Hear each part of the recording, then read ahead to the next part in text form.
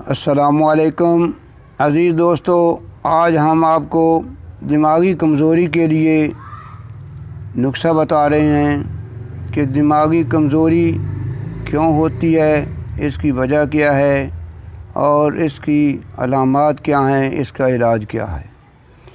دماغی کمزوری جو ہوتی ہے وہ زیادہ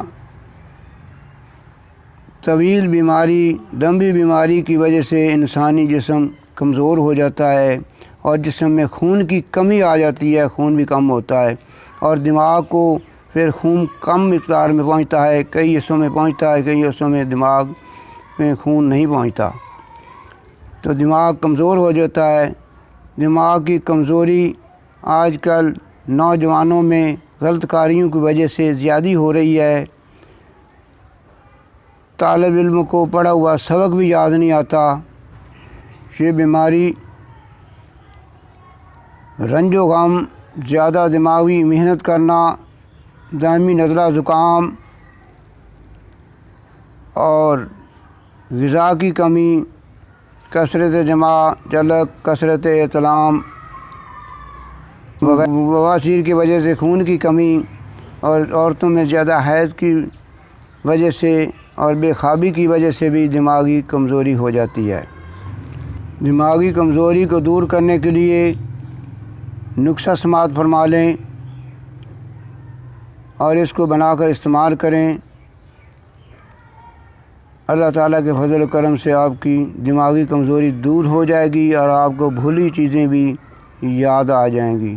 نسخہ یہ ہے کہ مغز، بادام، شیریں، مکشر، کڑوے بادام نہیں لینے، میٹھے بادام استعمال کرنے 50 گرام، اور مغز پستہ 50 گرام، مغز اخروٹ 50 گرام اور مغز کدو شیریں 50 گرام اور مغز تربوز 50 گرام اور مغز سونف 50 گرام،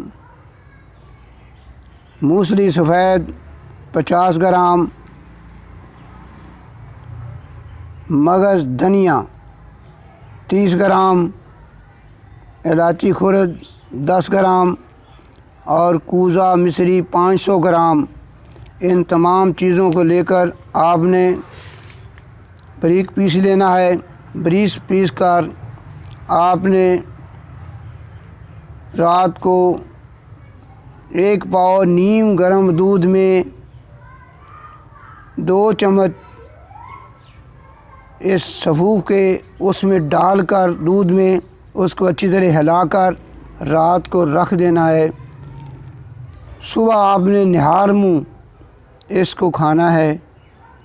اس کے کھانے سے آپ کی یہ تکلیف دور ہو جائے گی، آپ کو آپ کی یادداشت میں طاقت آ جائے گی، کمزوری دور ہو جائے گی۔ یہ نسخہ طالب علموں اور دماغی کام کرنے والوں کے لیے بہت مفید ہے۔ دماغ کو طاقت دیتا ہے، حافظہ کو تیز کرتا ہے، نظر کی کمزوری کو دور کرتا ہے۔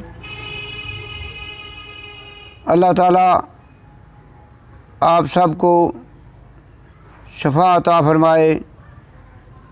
دعاؤں میں یاد رکھنا۔ اللہ حافظ۔